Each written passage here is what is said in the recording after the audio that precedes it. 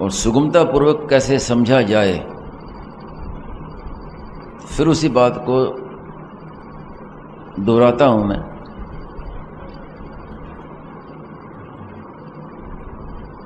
कि बचपन में जब से हमने जन्म लिया, पहले तो ये सोचिए कि हमने जन्म क्या अपनी मर्जी से लिया है कि हमें इस परिवार में जन्म लेना है, इस समय जन्म लेना है, इस स्थान पर जन्म लेना है। ये क्या हमारा निर्णय था?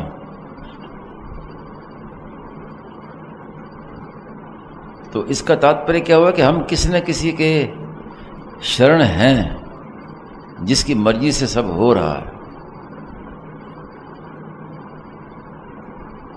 अब उस पर विचार करें कि बचपन से लेकर आज तक हम विचार करें कि बचपन में हमारा शरीर कैसा था, उस समय हमारे संबंधी कैसे थे, वैसा अब है क्या? उस समय जो बालक थे वो युवा हो गए, युवा थे वो वृद्ध हो गए, कई हमसे बिछड़ गए चले गए, कई नए आ गए कईयों ने जन्म ले लिया, कोई बीमार पड़ गया, कोई बीमार था तो वह स्वस्थ हो गया, कभी अनुकूलता आ गई, कभी प्रतिकूलता आ गई, कभी हंस रहे हैं, कभी रो रहे हैं। सब निरंतर बदल रहा है, एक जैसा अभी तक नहीं रहा। लेकिन फिर भी भीतर में एक बात ऐसी है जो जिसमें जरा भी फर्क नहीं पड़ा, वो बात है कि मैं वही हूं।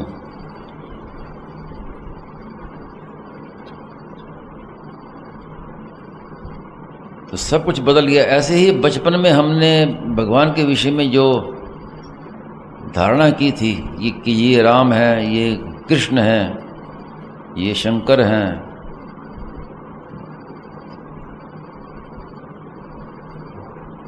उनमें अभी तक कोई फर्क नहीं पड़ा। ऐसा नहीं कि बचपन में राम दूसरे थे, अब बड़े हो गए तो राम दूसरे हो गए। जब बचपन में हमने जैसा सुना भगवान के विषय में, वो भगवान वैसे के वैसे अब भी हैं। तो अब विचार कीजिए कि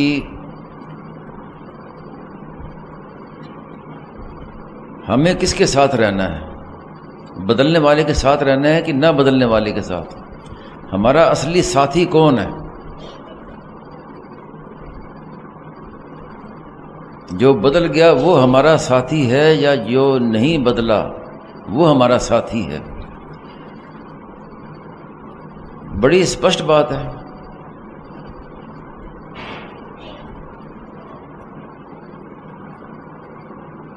बड़े सुगमता से हम समझ सकते हैं कि हमारा साथी कौन है। तो जैसे हम नहीं बदले, वो भी नहीं बदला, तो वही तो हमारा साथी हुआ। उस साथी को अपना मानना है, यही तो सारा सत्संग की बात की। मेरे तो गिरधर गोपाल दूसरों ना कोई। जो बदल गया वो मेरा नहीं है, जो नहीं बदला वो सच्चा साथी वही मेरा है। हमने बदलने वाले को अपना मान लिया, ये हमारी थी भूल। यही हमारे बंधन का कारण, सब दुखों का कारण यही था। उस भूल को मिटाना है, नया काम कुछ नहीं करना है। और जब भूल मिट गई तो फिर आपके मन में ये बात आनी चाहिए कि भगवान के होना क्या, वो तो हम हैं ही।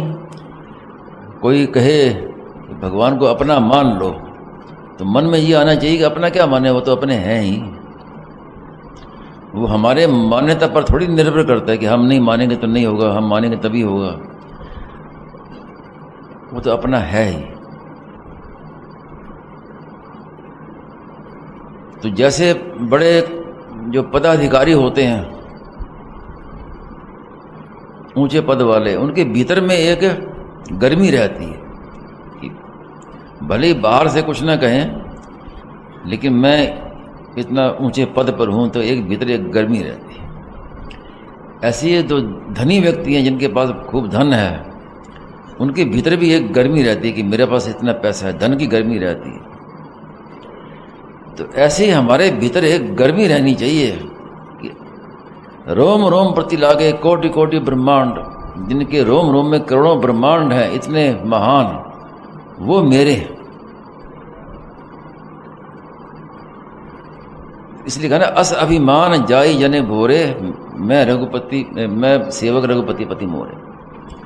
तो ये अभिमान क्या है कि ये अभिमान वो बाधक नहीं है, ये संसार वाला अभिमान नहीं है। इसलिए कहा कि ये तो अभिमान रहना चाहिए, बाकी अभिमान सब छूट जाएं कि मैं भगवान कहूँ, भगवान मेरे हैं। ये तो गर्मी भीतर में हर समय रहनी चाहिए।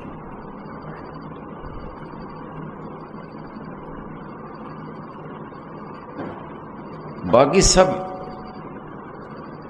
संसार की गर्मी तो एक दिन सब ठंडी पड़ जाएगी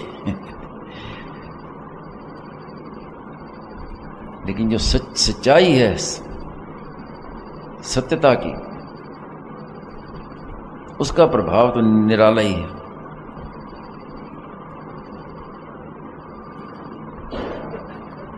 तो अपने जो सत्संग करते हैं तो उसका नाम क्या है? सत का संग। तो भगवान को अपना मान लिया, ये सत का संग हो गया। अपना नहीं माना तो ये असत का संग है।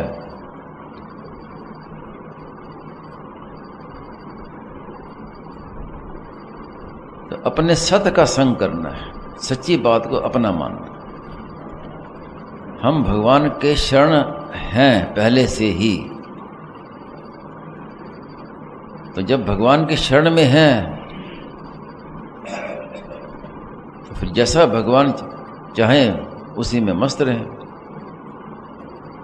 जैसे सेठ जी की बात बताई कि हमारे तो सदा मन की ही होती है।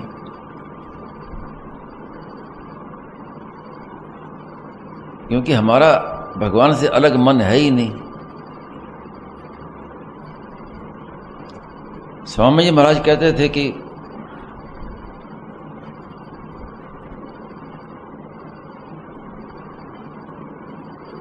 जब अपने मन की कोई बात ना हो तो समझना चाहिए कि ये भगवान के मन की थी। कोई बात अपने मन के अनुकूल ना हो तो समझे कि ये भगवान के मन की बात है, तो उसमें मस्त रहे, प्रसन्न रहे। करने में सावधान, होने में प्रसन्न।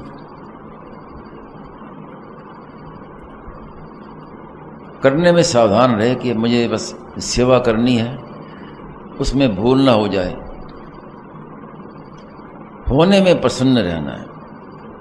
अभी प्रवचन में स्वामी महाराज ने अंत में यही बात कही। संतों ने सार बात कही कि दो विभाग अलग अलग हैं। करने का विभाग अलग है, होने का विभाग अलग है।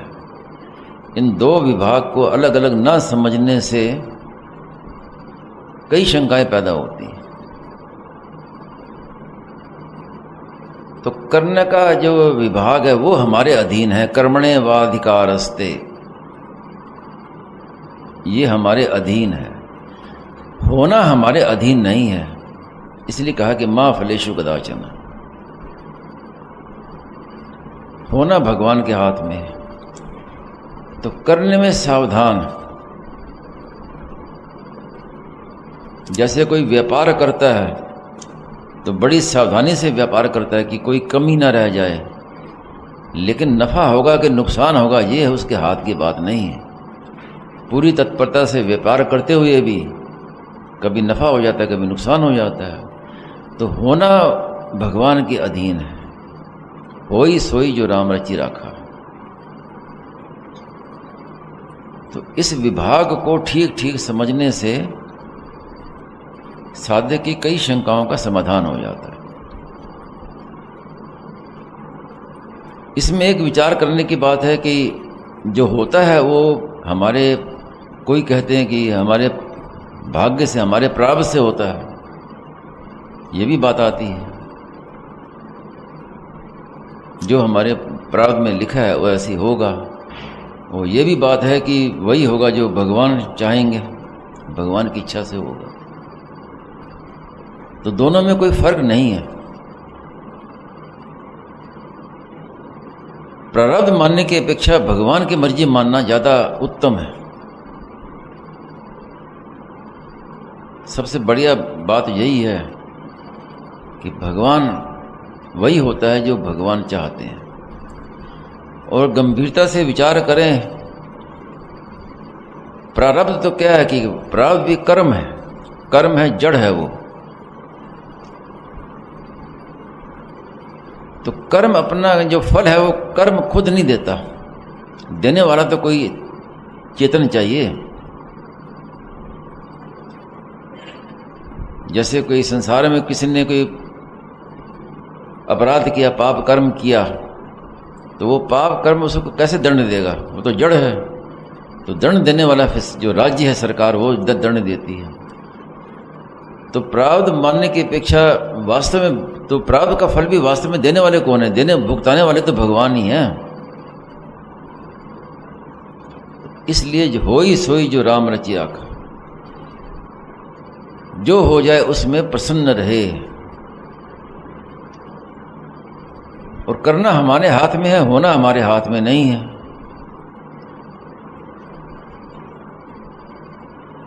तो सत्य को स्वीकार करना ये हमारे हाथ की बात है।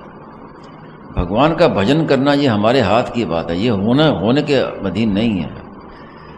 भजन हमें करना है, भगवान को याद करना है। ऐसा नहीं कि भगवान चाहेंगे तो भजन हो जाएगा, वो नहीं, वो हमारे अधीन है। भगवान ने अधिकार दिया है, मनुष्य शरीर दिया है तो स्वतंत्रता दी है करने की। उसका हमें दुरुपयोग नहीं करना है, उसका सदुपयोग करना है। और सबसे बढ़िया सदुपयोग क्या है कि करने की शक्ति को संसार की सेवा में लगाए और मानने की शक्ति को भगवान में लगाए। संतों ने क्या कहा? बार बार मानने की बात तो कही है, करने की बात भी संतों ने बहुत कही है, लेकिन स्वामी जी महाराज की ये खास बात है कि करने पर जोर नहीं दिया, मानने पर जोर दिया है।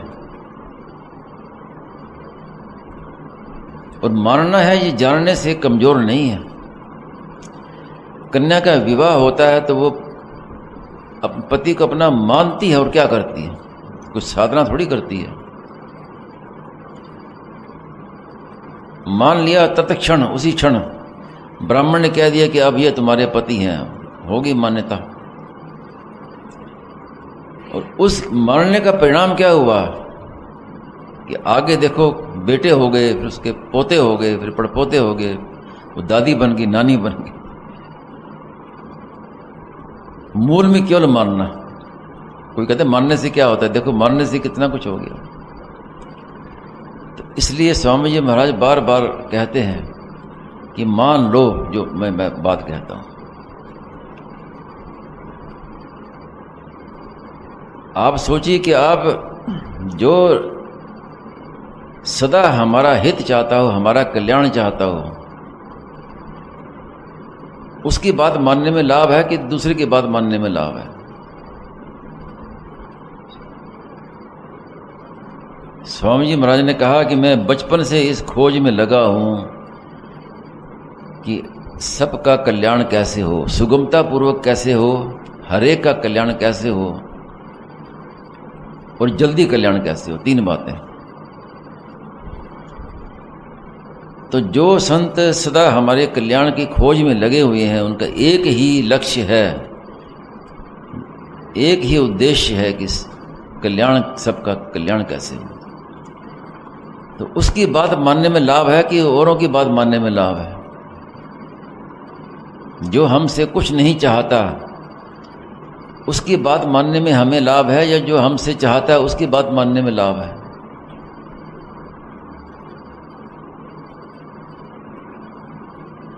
तो इसलिए स्वामी जी महाराज की आप पुस्तकें पढ़ेंगे तो इतनी सुगम क्यों लगती हैं पुस्तकें? कहीं कठिन है ही नहीं। हर बात में स्वामी जी महाराज कहते हैं मान लो, मान लो।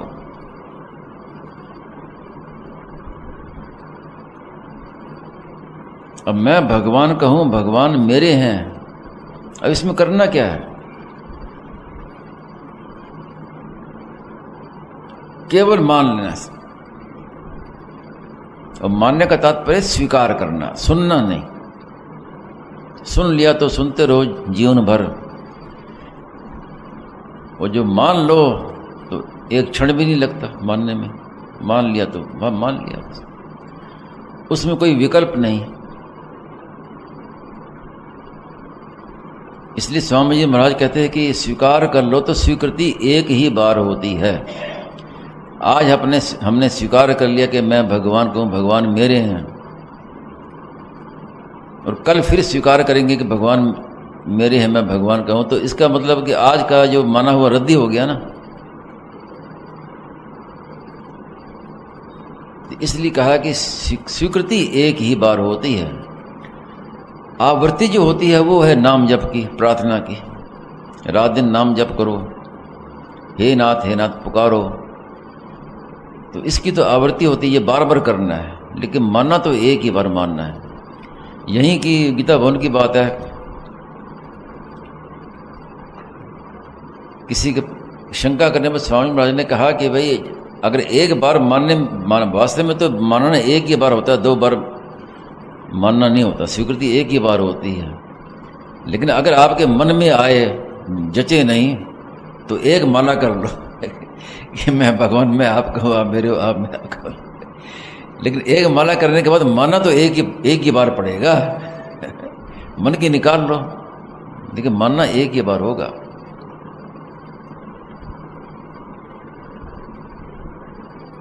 और नाम जप प्रार्थना ये होगी बार बार।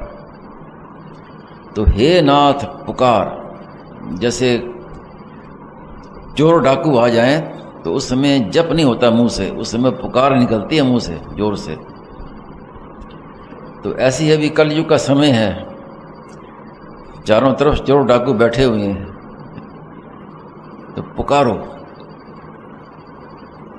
हे नाथ हे नाथ हे नाथ पुकारो। बहुत महिमा कही है स्वामी जी महाराज ने, इसकी बड़ी महिमा कही है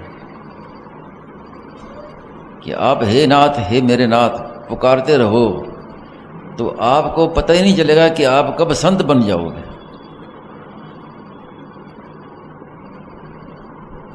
पुकार की इतनी महिमा। और पुकारना किसको है? जो सदा से अपना है। अब माँ मेरी है तो बस मेरी है। माँ को बालक क्यों प्रिय लगता है? अपना है, अपना है, ये अपनापन में प्रियता छिपी हुई है। बालक तो कई हैं, लेकिन जिसमें माँ का अपनापन है कि ये मेरा बालक है, उसमें माँ की प्रियता होती है। अपनी चीज सबको प्रिय लगती है। कहावत भी है कि फटी जूती भी अपनी अच्छी होती है। तो इसलिए अपनापन मानने में जोर दिया कि भगवान में प्रेम कैसे होगा? भगवान को अपना मानने से प्रेम होगा। प्रेम का मूल है कि भगवान मेरे हैं। इसको स्वामी महाराज ने कहा कि आप भले ही कुछ भी साधन करो, कोई भी क्रिया करो, कहीं आओ जाओ, लेकिन मूल को मत छोड़ो। मूल हर समय पकड़े रहो। मूल क्या? वही भाव कि मैं भगवान का हूं, भगवान मेरे हैं। और ये कोई नया काम नहीं है। अपनी भूल हम भूल गए थे, भूल से हमने बदलने वाले को अपना मान लिया। उस भूल को मिटाना है, और भूल को मिटाने के लिए ही हम यहाँ आए हैं, यहाँ सत्संग करते हैं। नहीं तो क्या, किस लिए करते हैं? तो भूल मिट जाए, अस अभिमान जाई जने भोरे, मैं सेवक रघुपति पति मोरे। हर समय भीतर में बस ये रहे। एक व्यक्ति किसी बड़े ऊंचे पद वाले से, प्रधानमंत्री से, राष्ट्रपति से परिचय हो जाए तो भीतर में कितनी उसकी रहती है गर्मी कि मेरा परिचय है। कोई काम हो तो भाई चिंता की बात नहीं है, करवा देंगे, सिफारिश कर देंगे, क्या देंगे। तो इसने छोटे पद का भी जब ये बात है, तो जो अनंत ब्रह्मांड के मालिक हैं, देखिए कितनी, विचार कीजिए कितनी विचित्र बात है अनंत केवल पृथ्वी के नहीं, अनंत ब्रह्मांडों के जो मालिक हैं वो हमें अपना मानते हैं। ममई वांशो जीव लोके, उनको हम अपना मान लें तो इससे बढ़कर और क्या हो सकता है। और कितनी कृपा है, अनंत अपार। हमारी सत्ता देखे तो हम हमारी सत्ता ही क्या है। इतने ब्रह्मांडों में हमारी कोई मिलेगी सत्ता? कुछ दूरबीन से देखे तो भी दिखाई नहीं देंगे। इतनी बड़ी पृथ्वी, उस पृथ्वी में भी इतने देश, उस देश में भी कितने नगर, हमारी कहाँ हम बैठते हैं छत्ता। और उसके लिए इतने ब्रह्मांड नायक भगवान कहें कि तू मेरा है, ममे वांशो जीव लोके। स्वामी जी महाराज ने बड़ी मार्मिक बात कही और मैं बार बार कहूँगा कि ऐसी मार्मिक बात मिलती नहीं है जल्दी। अगर आप विचार करेंगे तो बड़े बड़े सत्संग समारोह में, बड़े बड़े ग्रंथों में ऐसी बात मिलेगी नहीं। वो क्या बात मिलेगी? स्वामी महाराज से मैंने एक ही बार सुना कि भले ही हम भगवान के भक्त नहीं हुए, लेकिन भगवान के अंश तो हैं ही। इसको कौन इनकार कर सकता है? हम सपूत हैं या कपूत हैं, लेकिन पूत तो हैं ही। तो कितनी ऊंची बात है और कितनी मार्मिक बात है कि भले ही हम भक्त नहीं हुए, भले ही हम संत साधु नहीं हुए, लेकिन भगवान का अंश तो है ही। इसको कोई मना कर सकता है? इसको कोई हटा सकता है? तो ऐसी बातें सत्संग में मिल जाएं तो उनको आप पकड़ लो तो कितने आनंद की बात है। हमारा सत्संग सफल हो गया, जीवन सफल हो गया, मनुष्य जन्म लेना सफल हो गया।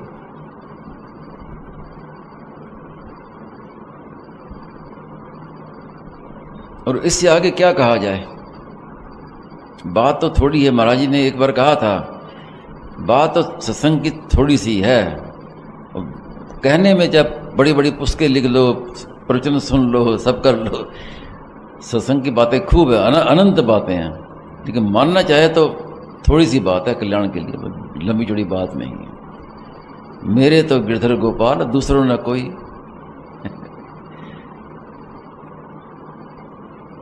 ये मान लिया बस तो हमारा सब सफल हो गया। सत्संग करना भी सफल हो गया, मनुष्य शरीर लेना भी सफल हो गया,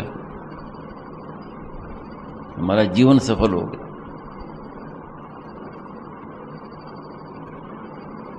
नारायण नारायण नारायण। कोई प्रश्न तो नहीं? राम राम। मैं भगवान का हूँ, भगवान मेरे हैं, ये स्वीकृति होने पर क्या संसार की आसक्ति, भोग, संग्रह की इच्छा सब समाप्त हो जाएगी? सब मिट जाएगी, सब मिट जाएगी। कई शंका करते हैं कि भोगासक्ति मिटती नहीं हमारी, जो खास बाधा है, कैसे मिटे भोगासक्ति, कैसे मिटे? तो स्वामी जी महाराज से हमने बड़ी मार्मिक बात सुनी कि संसार को स्थायी माने बिना भोग सकते ही नहीं। जब हम संसार को स्थायी मानते हैं तभी हम भोगते हैं। तो इसलिए कहा गया ना कि ये निरंतर जा रहा है, हमसे निरंतर बिछुड़ रहा है। जो मिला है और बिछुड़ जाएगा वो अपना नहीं है। तो जब ये आपकी मान्यता स्वीकृति हो जाएगी तो फिर ये कोई शिकायत नहीं रहेगी, सब समाधान हो जाएगा, सब भोगासक्ति मिट जाएगी। राम काज लगी तव अवतारा, सुनते ही हनुमान जी में जोश उत्साह आ गया। तो क्या हमारा भी भगवान के काम के ऐसे लिए उत्साह आना चाहिए कि हम भगवान के हैं, उत्साह आना चाहिए। हम भगवान के हैं, जब सुन लिया तो सुनते ही भयो पर्वताकारा। और क्या हमारे भी ऐसे होना चाहिए कि जो अनंत ब्रह्मांडों के नायक हैं वो मेरे हैं, तो बड़ा उत्साह आता है। तो चिंता किस बात की? मस्ती, खूब मस्ती आएगी, आनंद आएगा। भीतर से ये आनंद तो फूटे। वो तत्काल हो गया। हम लोग कहते तो हैं ही कि हम भगवान हाँ हाँ, मानोगे तो तत्काल है, नहीं मानो तो फिर समय लगेगा। आज मान लिया फिर छोड़ दिया, मैंने कल बताया ना, माँ सुन लिया फिर छोड़ दिया, सुन लिया फिर छोड़ दिया, तो सुनते रहो। और सुन और पकड़ लिया, सुना और पकड़ लिया, तो फिर बस निहाल हो गए। स्वामी जी महाराज एक बताया करते, एक राजा चतुर सिंह जी थे राजस्थान के, और बड़े अच्छे कवि हुए। उनके विषय में स्वामी जी महाराज बताते थे कि वो सत्संग सुनते थे, और सुनते हुए कोई बात उनके पकड़े में आ जाए तो तुरंत उठ के चल देते थे कि बस अब इसको पकड़ना पकड़ना।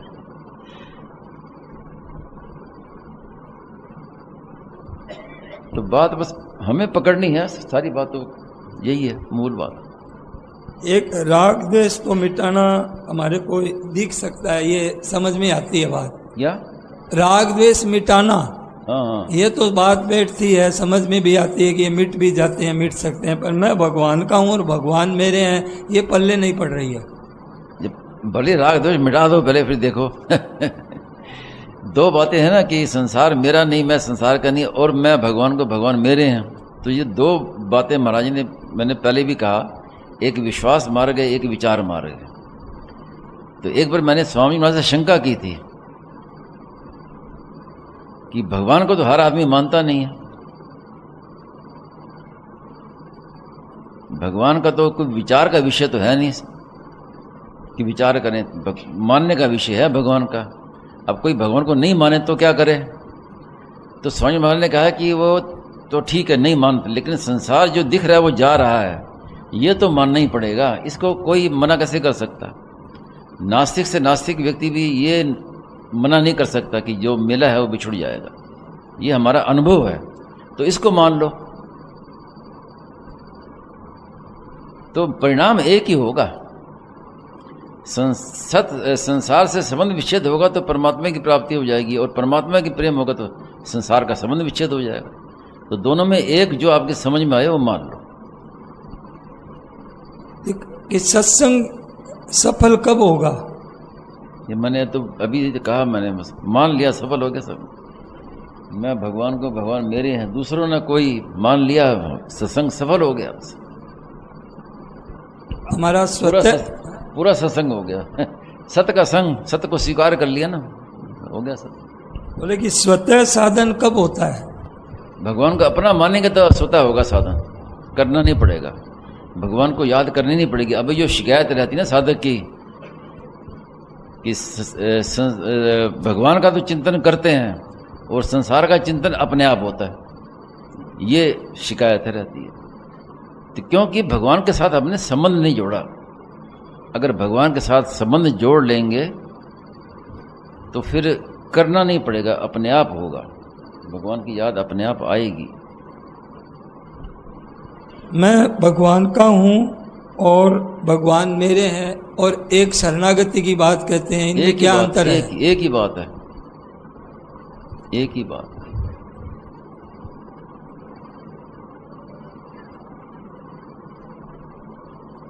अरे पाठ पूजा व्रत नित्य नेम आदि जो विशेष इधर तो ध्यान रहता है, पर ये मैं भगवान का हूँ और भगवान मेरे हैं, इस अपनेपन की तरफ हमारे ऐसे भाव नहीं रहते हैं, वृत्ति नहीं रहती है। तो वही तो, उसी के लिए तो सत्संग है। जितना हम सत्संग कर रहे हैं किस लिए कर रहे हैं? यही तो रोना है। भगवान को अपना मान लो, ये तो मानने की बात है, वो करने की बात है। तो करने में सावधान, होने में प्रसन्न। तो जो हमारा कर्तव्य है वर्णाश्रम के अनुसार जो हमें करना चाहिए, शास्त्र विधि के अनुसार, करने में सावधान। लेकिन मानना तो अलग है, मानना तो एक ही बार माने तो एक बार होती है ना। हम जो कुछ कर रहे हैं तो भगवान के ही। तो जब हम ये मान लेंगे कि मैं भगवान का हूँ, तो फिर हमारे द्वारा जो भी क्रिया होगी सब भगवान के लिए ही होगी। पंचामृत को याद कर लीजिए, जो पंचामृत है उसमें मूल चीज़ तो एक ही है, पहला वाक्य जो कि मैं भगवान का हूँ, भगवान मेरे हैं। फिर वो पंचामृत अपने आप, फिर भगवान के दरबार में रहता हूँ, भगवान का ही काम करता हूँ। तो फिर सब जो हमारे द्वारा जो कुछ होगा वो साधन ही होगा, असाधन हो ही नहीं सकता। एक लिखा है कि एक तो भगवान को याद करना और एक भगवान से संबंध मानना, दोनों बातें सुनने में आती है। तो मूल बात संबंध माना, जब संबंध मानोगे तभी तो याद आएगी भगवान की। संबंध मानोगे संसार से और फिर भगवान को याद कैसे आएगी? याद करोगे फिर भूल जाएंगे, फिर याद करोगे फिर भूल जाएंगे। तो मूल बात है संबंध, भगवान मेरे हैं, मैं भगवान का हूँ। संबंध मान लिया तो फिर याद करना नहीं पड़ेगा, याद अपने आप आएगी। असली साधन जो वही होता है जो करना ना पड़े, जो होने लगे। साधन, स्वामी महाराज ने कहा है कि कोई भी साधन करे वो साधन होने में बदलना चाहिए। और इसमें भी एक मार्मिक बात बताई कि जो बात मानने की है उस पर विचार नहीं करना चाहिए, विचार करने से बाधा लग जाएगी।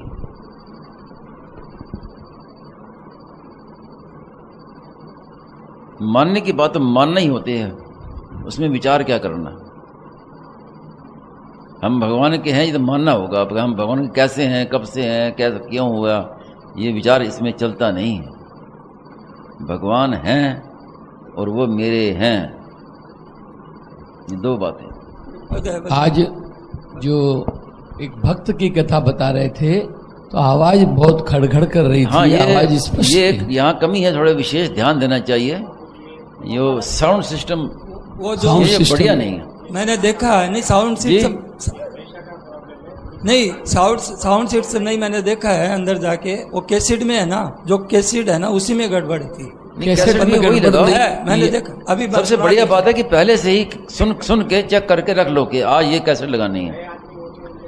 कि अब जो पुराने सत्संगी वो तो समझ जाएंगे। मैंने अंदर देखा है सुन करके, इसमें कैसेट में गड़बड़ आपको सुना दूंगा मैं। कैसेट के पहले से ही जांच कर लो, कौन जानकार आदमी को बुला करके उसको दिखाना चाहिए। ये जो खड़खड़ होती है ये कैसेट की नहीं है, ये आपके स्पीकर और एपरेटस की है, इसलिए खड़खड़ बीच में आ रही है। इसलिए इसको दिखाना चाहिए जो जानकार हो। हाँ, अच्छा, आज जो चरित्र बताया इतने लोग ये सुनने आते हैं तो कम से कम आवाज़ तो साफ सुननी चाहिए ना स्वामी महाराज की। अब हम पुराने सत्संगी तो समझ जाएंगे कि महाराज जी ये कहना चाहते हैं, लेकिन नया आदमी कैसे समझेगा? नहीं समझ में आएगी। महाराज जी के उस चरित्र का, जिस भक्त का बताया कि वो मट्टी गूंथते हुए बिठल बिठल कर रहा है और उसका बच्चा आ गया और वो उसी मट्टी के अंदर में वो भी मिल गया और उसको गोंद दिया है। तो उसकी धर्मपत्नी ने कहा तुम मेरे पास मत आना, तेरा मुंह नहीं देखूंगी मैं, क्योंकि तुमने मेरे बेटे को मार दिया। तो ये क्या चीज थी? फिर आगे फिर विठल भगवान के यहाँ गए, पकड़ में नहीं समझ, मैं भी कोशिश कर रहा समझने की, नहीं समझ में आ रही, समझ में आ नहीं रही थी। आप जान हैं? हाँ हाँ हाँ,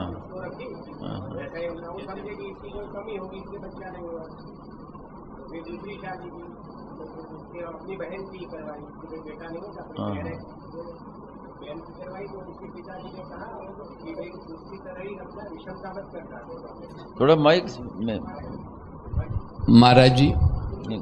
हाँ, कथा गोरा कुंभार जी की कथा है। तो स्वामी जी महाराज कहते हैं भगवान में इतने तल्लीन रहते थे और मस्ती में ही अपना कार्य जो मिट्टी के बर्तन बनाते थे। तो गोरा कुंभार और गोरोबा की आगे और भी चर्चा चली। तो उन्होंने कहा कि ठीक है, तो अपनी मस्ती में ऐसे कहते भगवान के विठल विठल नाम लेते, जब करते करते वो गारा गूंथते उसमें एक। तो माई का अपना पानी भरने का अपना गृह कार्य के लिए जाना था, तो बोले बच्चे का ध्यान रखता।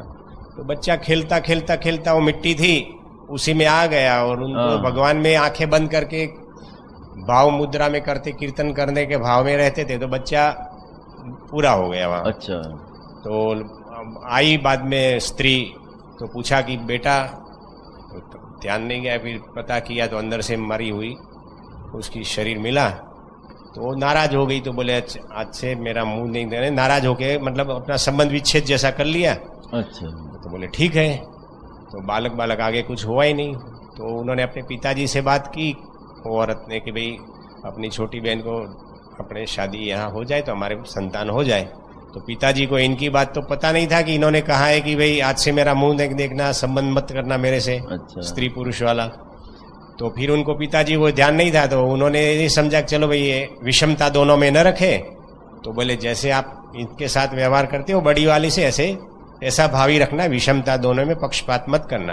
तो उन्होंने, ससुर जी ने कह दिया, उन्होंने मान लिया, तो पूरे जीवन बन रहे, आगे संतान हुई ही नहीं। और फिर बाद में भगवान की वो बड़ी वाली को उनका मन था कि अपना बच्चा होता तो अच्छा होता था। यात्रा में गए पंढरपुर में, तो जितने साल का होना चाहिए था, शरीर शांत होने के बाद समझो 10-15 साल आगे बीते होंगे, वर्ष का उतने ही वर्ष का वहां मिल गया। तो ये वाली बात थी प्रभु। साल बाद में है ना। और फिर वो संत मिलन की बात भी गई, सब गोरा कुंभार, नामदेव जी, एकनाथ जी, ज्ञानेश्वर, सब संत मिले, भोजन करने के लिए बैठे, पंगति लगी, सबके सिर पर वो थापी। तो मिट्टी के बर्तन बनाने की जो थापी होती है ना, अंदर हाथ रखते हैं ना, ऊपर से थप थप करके गोलाई का आकार देते हैं। तो संत बड़े उम्र में बड़े थे गोरा कुंभार जी, और गोराबा बोलते थे, गोरबा। अच्छा, हाँ, गोरबा बोलते थे। तो वो पूजनीय और आदरणीय उम्र में बड़े थे, तो उनके मन में आ गई, तो सबके ऊपर थापी लगाते थे। बोले कच्चा गड़ा कौन? तो नामदेव जी थोड़ी तेजी आ गई होगी, बोले एक कच्चा है, एक कच्चा है। तो ऐसे संतों की बातें थी। नारायण।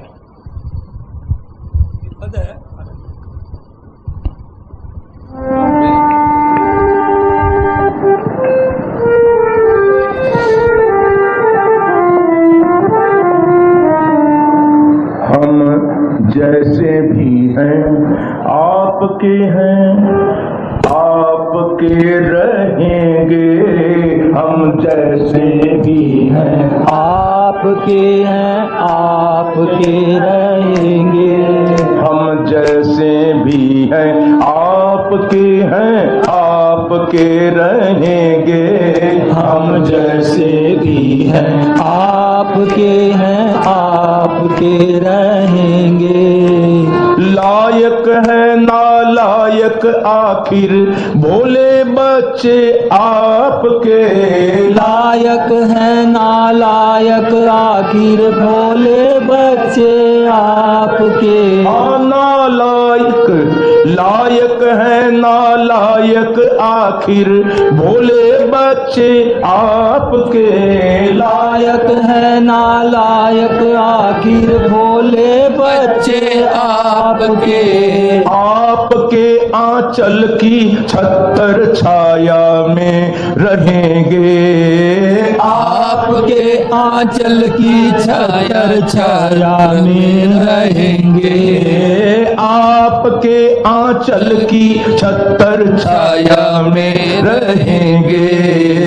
आपके आंचल की छत्र छाया में रहेंगे। हम हैं जैसे ही आपके हैं, आपके रहेंगे। हम हैं जैसे ही आपके हैं, आपके रहेंगे। हम जैसे भी हैं आपके हैं, आपके रहेंगे।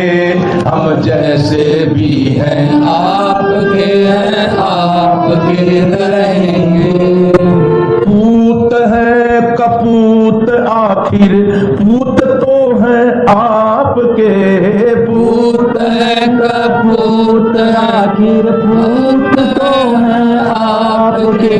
पूत है कपूत आखिर पूत तो है आपके।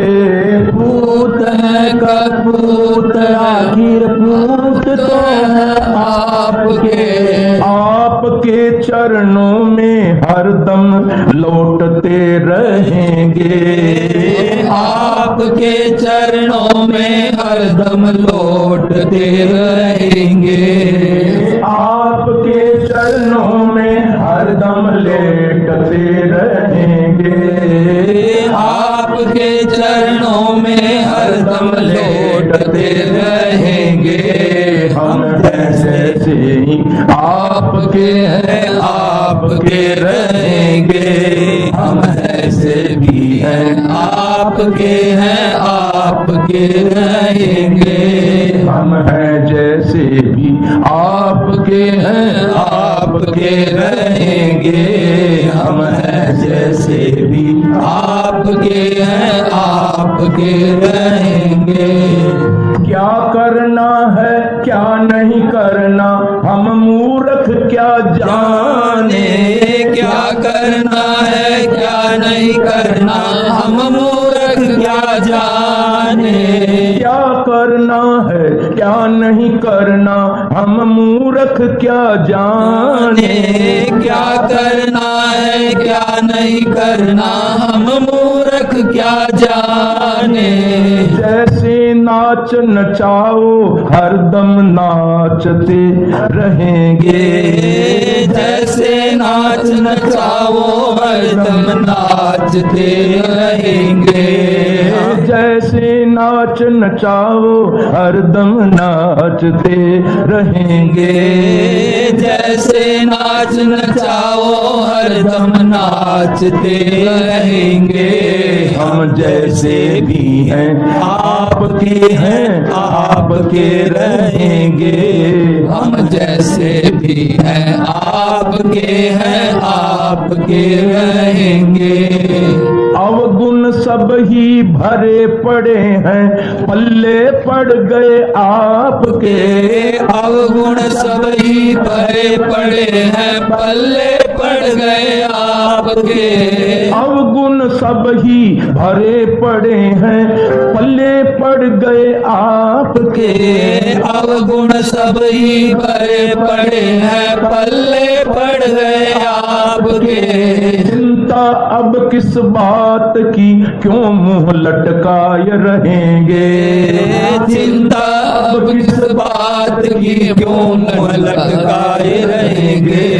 हम जैसे भी हैं आपके रहेंगे। हम जैसे भी हैं आपके रहेंगे। औरों को समझाने की यह आदत बुरी न छूटे। औरों को समझाने की यह आदत बुरी न छूटे। औरों को समझाने की यह आदत बुरी न छूटे। औरों को समझाने की यह आदत बुरी न छूटे। सबकी रक्षा आप करो हम कैसे अलग रहेंगे। सबकी रक्षा आप करो हम कैसे अलग रहेंगे। हम जैसे भी हैं आपके रहेंगे। हम जैसे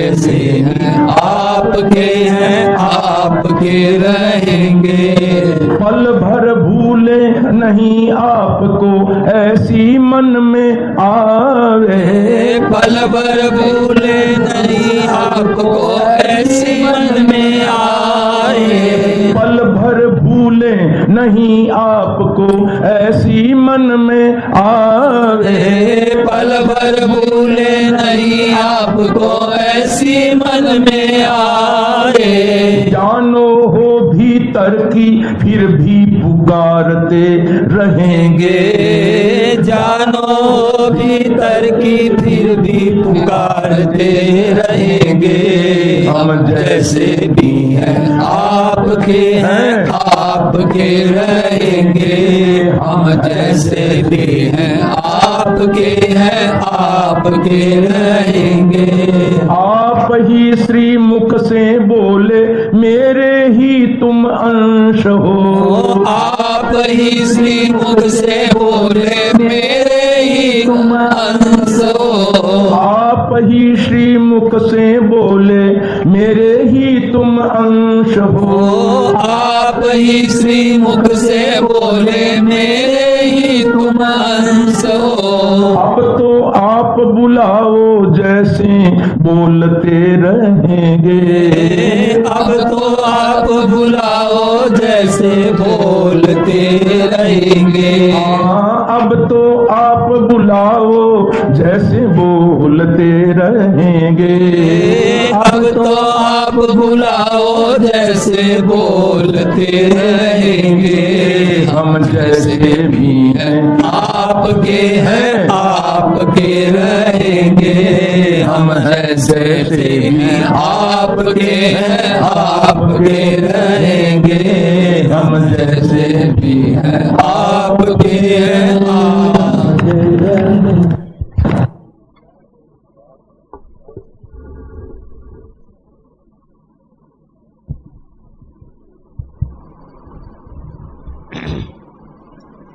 राम।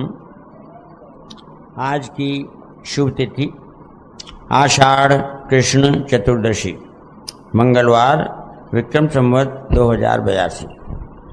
आषाढ़ कृष्ण चतुर्दशी, मंगलवार, विक्रम संवत 2082। आज सायं लगभग 7 बजे से गीता भवन नंबर 3 के सत्संग पंडाल में श्री रामचरितमानस से सुंदरकांड का पाठ होना है। राम